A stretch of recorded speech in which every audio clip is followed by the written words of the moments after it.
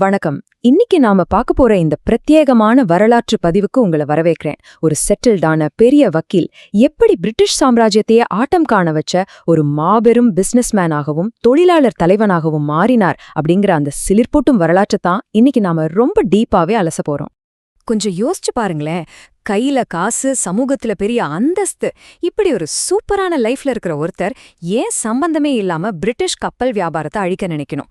தனக்கு கிடைச்ச அத்தனை சௌகரியங்களையும் தூக்கி எறிஞ்சிட்டு ஏன் ஒரு பெரும் போராட்ட களத்துல குதிக்கணும்? இதுதான் நாம விடை காண வேண்டிய மிக முக்கியமான கேள்வி. வாங்க இந்த ஆச்சரியமான மாற்றத்துக்கு பின்னாடி இருக்கிற காரணங்களை தேடி போவோம். இப்போ அவரோட இந்த பயணத்தை நாம 5 முக்கிய கட்டங்களா பார்க்க போறோம். அவரோட குடும்ப பின்னணி, வக்கீல் வாழ்க்கை, அரசியல் விழிப்புணர்வு, அந்த மாபெரும் சுதேசி கப்பல் கம்பெனியோட உதயம், அப்புறம் கடைசியா அவர் நடத்தின தொழிலாளர் போராட்டம். சரி, டாபிக்குள்ள போலாமா?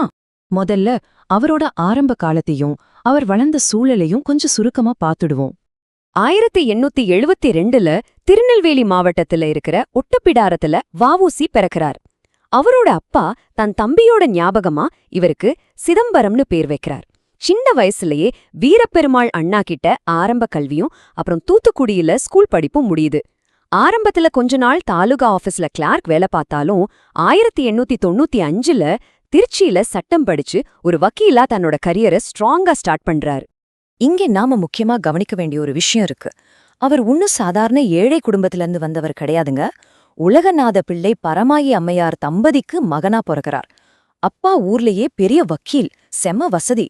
அந்த செல்வந்த குடும்பத்துல 7 குழந்தைங்கள்ல ஒருத்தரா எந்த குறையும் இல்லாம ராஜா மாதிரி வளர்ந்தவர் தான் நம்ம வ.உ.சி.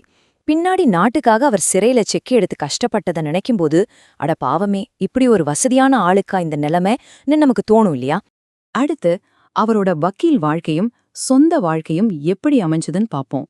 1895ல தூத்துக்குடியில வக்கீலா பிராக்டிஸ் பண்ண ஆரம்பிக்கிறாரு. ரொம்ப குறுகிய காலத்திலே செம ஃபேமஸ் ஆகி கை நிறைய சம்பாதிக்கிறாரு. அதே வருஷம் வள்ளியம்மை அப்படிங்கிறவங்கள கல்யாணமும் பண்ணிக்கிறாரு. லைஃப் ரொம்பவே ஸ்மூத்தா போயிட்டு இருந்துச்சு. ஆனா 1900ல எதிர்பாராத விதமா அவரோட மனைவி தவறிடுறாங்க. இந்த பெரிய சோகத்துக்கு அப்புறம் மீனாட்சி அம்மையார அவர் 2வது கல்யாணம் பண்ணிக்கிறாரு.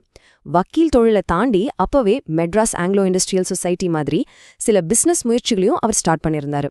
ஒரு சூப்பரான தொழில் முனைவருக்கான அஸ்திவாரம் அப்பவே விழுந்துடுச்சுன்னு சொல்லலாம். இப்போ அவருக்குள்ள நடந்த ஒரு பெரிய போராட்டத்தை பத்தி நம்ம பேசியே ஆகணும். ஒரு பக்கம் பணம், பேர், புகழ்னு ஒரு செக்யூர்டான வக்கீல் வாழ்க்கை. இன்னொரு பக்கம் நம்ம தாய்நாடு, தாய்மொழி மேல அவருக்கு இருந்த தீராத காதல். இந்த முரண்பாடுதான் அவரை கொஞ்சம் கொஞ்சமா ஒரு தேசபக்தரா மாத்துச்சு. அந்த பாதுகாப்பான வட்டத்தை விட்டுட்டு முழுசா சுதந்திர போராட்டத்துல இறங்க அவர் ஒரு பெரிய முடிவெடுத்தார். சரி, அந்த திருப்பு முனை எப்ப நடந்துச்சு? அதுதான் 1905ல இருந்து 1907 வரையிலான காலகட்டம். வ.உ.சி.யோட அரசியல் விழிப்புணர்வும் சுதேசி கொள்கையும் முழுமையா மலர்ந்தது இங்கேதான். 1905ல நடந்த வங்கப் பிரிவினை இந்தியா முழுக்கவே ஒரு பெரிய கொந்தளிப்பை உருவாக்குச்சு. பிரிட்டிஷ்காரனோட அந்த பிரித்தாழும் சூழ்ச்சி வ.உ.சி.ய ரொம்பவே பாதிச்சு அவரை நேரா இந்திய தேசிய காங்கிரஸ்ல இணைய வச்சுது. முக்கியமா பாலகங்காதர திலகரோட அந்த தீவிரமான கொள்கைகள் இவரை ரொம்பவே அட்ராக்ட் பண்ணுச்சு. அதனால அவர் திலகரோட மிக முக்கிய ஆதரவாளரா மாறினார். ஓகே, இந்த சுதேசினா என்ன? சிம்பிளா சொல்லணும்னா நம்ம நாட்டோட சொந்த பொருள்னு அர்த்தம். அதாவது வெளிநாட்டு பொருட்களை அப்படியே ஒதுக்கிருங்க, நம்ம ஊரு தொழில்களை மட்டும் சப்போர்ட் பண்ணுங்க. இத வ.உ.சி. ஆழமா நம்பினார். பிரிட்டிஷ்காரனை விரட்டணும்னா வெறும் அரசியல் கோஷம் பத்தாது, பொருளாதார ரீதியா அவனை அடிச்சு காலி பண்ண நம்ம சொந்த தொழில்களை ஆரம்பிக்கணும்னு அவரு தெளிவா இருந்தார். இத சாதாரண மக்களுக்கிட்ட எப்படி கொண்டு போனார் தெரியுமா? அங்கதான் ஒரு மாஸ்டர் ஸ்ட்ரோக். அப்போலாம் தலைவர்கள் இங்கிலீஷ்ல தான் பேசுவாங்க. ஆனா வ.உ.சி. அந்த பிரிட்டிஷ் ஸ்டைலை தவிர்த்துட்டு பாமர மக்களுக்கும் புரியற மாதிரி தூய தமிழ்ல மேடை பேச்சுகளை ஆரம்பிச்சார். சுப்பிரமணிய சிவா அப்படிங்கிற சிறந்த பேச்சாளர் கூட சேர்ந்து தூத்துக்குடி பீச்ல கிட்டத்தட்ட டெய்லி மீட்டிங் போட்டார். இதோட உச்சகட்டமா 1907 சூரத் காங்கிரஸ் மாநாட்டுல மகாகவி பாரதியார் கூட சேர்ந்து ஒட்டுமொத்த தமிழ்நாடோட பிரதிநிதியா கலந்துகிட்டு வரலாற்று முத்திரைய பதிச்சார். இப்போ இந்த வரலாற்றோட மிக விறுவிறுப்பான கட்டத்துக்கு வந்திருக்கோம். அதுதான் சுதேசி நீராவி கப்பல் கம்பெனியோட உதயம். பிரிட்டிஷ்காரனோட வியாபார ஏகபோகத்தை உடைக்க அவர் போட்ட மாஸ்டர் பிளான் இதுதான். 10 லட்சம் ரூபாய். ஜஸ்ட் ஒரு நிமிஷம் இமேஜின் பண்ணி பாருங்க.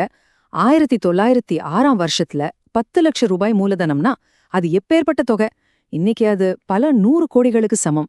இவ்வளவு பெரிய முதலீட்டை திரட்டித்தான் அந்த சரித்திர புகழ் வாய்ந்த சுதேசி ஸ்டீம் நேவிகேஷன் கம்பெனி அவர் பதிவு செஞ்சார். இந்த கம்பெனியோட ஸ்ட்ரக்சர் இருக்குல்ல, அது ரொம்பவே ஷார்ப்பா டிசைன் செய்யப்பட்டிருந்துச்சு. அந்த 10 லட்சம் ரூபாய தலா 25 ரூபாய் மதிப்புள்ள 40,000 பங்குகளா பிரிச்சார்.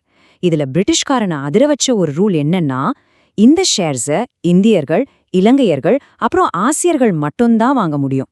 பிரிட்டிஷ் இந்தியா ஸ்டீம் நேவிகேஷன் கம்பெனியை எதிர்க்க நடந்த ஒரு நேரடி பொருளாதார போர் இது.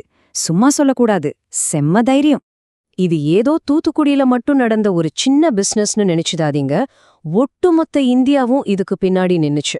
வள்ளல் பாண்டித்துரை தேவர், ஹாஜி பக்கீர் முகமது மாதிரி பெரிய ஆட்கள் முக்கிய ஷேர் ஹோல்டர்ஸ் ஆனாங்க.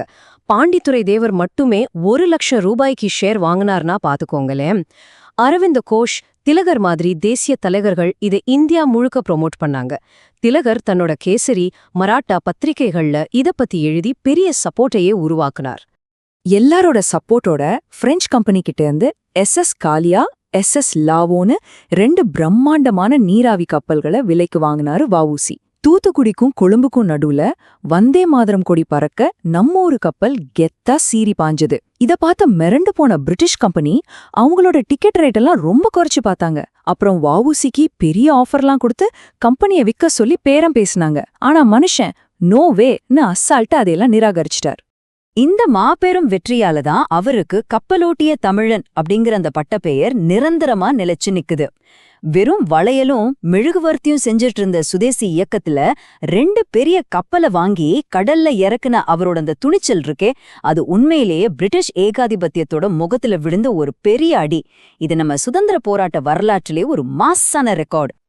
ஆனா அவர் வெறும் ஒரு கார்ப்பரேட் பிசினஸ்மேன் மட்டும் கிடையாதுங்க. தன்னோட மக்களுக்காகவும் தொழிலாளர்களுக்காகவும் களத்துல இறங்கி போராடின ஒரு உண்மையான தலைவன். 1908ல அவர் முன்னெடுத்த தொழிலாளர் புரட்சிய பத்தி இப்ப பாப்போம்.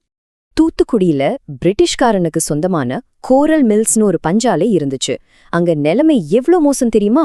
அங்க வேலை பார்த்த தொழிலாளர்கள்ல 59% பேர் 14லிருந்து 16 வயசுக்குட்பட்ட சின்னஞ்சிறுசுகள்.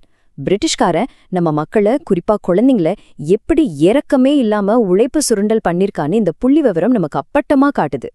வெறும் 14 வயசு பசங்க டெய்லி காலையில 5 மணிலேருந்து சாயந்தரம் 7 மணி வரைக்கும் தொடர்ந்து 14 மணி நேரம் அந்த ஃபேக்டரிக்குள்ள கொத்தடிமைகளா உழைக்க கட்டாயப்படுத்தப்பட்டாங்க.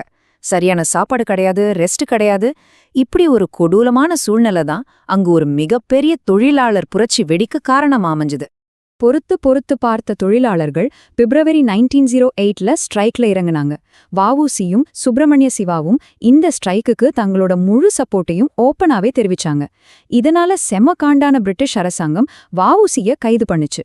தலைவர்களை கைது பண்ணதை கேட்டதும் மக்கள் கொந்தளிச்சு வீதியில இறங்குனாங்க. நெல்லை முனிசிபாலிட்டி ஆபீஸ், போலீஸ் ஸ்டேஷன் எல்லாம் தீக்கிரியாச்சு. இத அடக்க போலீஸ் கண்மூடித்தனமா துப்பாக்கிச்சூடு நடத்தினதுல 4 பேர் பரிதாபமா இறந்துட்டாங்க.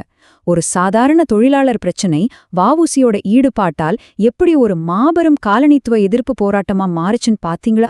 ஆனா வஉசி வெறும் போராட்டத்தோட நிப்பாட்டல, தொழிலாளர்களை பொருளாதார ரீதியா பாதுகாக்கவும் நிறைய அமைப்புகளை உருவாக்குனார். சுதேசி தர்மசங்க நெசவாளர் சங்கம், அப்புறம் சுதேசி கூட்டுறவு பண்டக சாலைகள், இதெல்லாத்தையும் தூத்துக்குடியில ஆரம்பிச்சார். தொழிலாளர்கள் எல்லாரும் ஒன்னு சேர்ந்து சங்கங்கள் அமைக்கணும்னு ரொம்பவே மோட்டிவேட் பண்ணார். இதுக்காகவே 1908ல சுதேசாபிமான சங்கம் அப்படிங்கிற அமைப்பையும் நிறுவனார். இது எல்லாமே பிரிட்டிஷ்காரனோட அராஜகத்தை எதிர்க்கிற ஒரு பெரிய பொருளாதார ஆயுதமா செயல்பட்டுச்சு. கடைசியா ஒரு நிமிஷம் ஆழமா யோசிச்சு பாருங்களேன். பிரிட்டிஷ்காரனை வெறும் அரசியல் கோஷங்கள் போட்டு மட்டும் எதிர்க்காம பல லட்ச ரூபாய் முதலீட்ல கப்பல் கம்பெனி ஆரம்பிச்சும் தொழிலாளர் சங்கங்களை ஒன்னு திரட்டியும் ஒரு பிராக்டிக்கலான பொருளாதார போர் செஞ்ச ஒரு தலைவனோட உண்மையான மரபு என்ன? தனக்கு கிடைச்ச அந்த செட்டில்டான சொகுசான வாழ்க்கையெல்லாம் தூக்கி எறிஞ்சிட்டு நாட்டுக்காக தன்னையே அர்ப்பணிச்ச அந்த மாபெரும் வீரனோட வாழ்க்கை இன்னைக்கு நமக்கு என்ன கத்துக் கொடுக்குது? இத பத்தி நீங்களே கொஞ்சம் சிந்திச்சு பாருங்க. அந்த மாபெரும் கப்பலோட்டிய தமிழன் நினைவுகளோட இந்த வரலாற்று பதிவிலிருந்து நான் விடைபெறுகிறேன். நன்றி.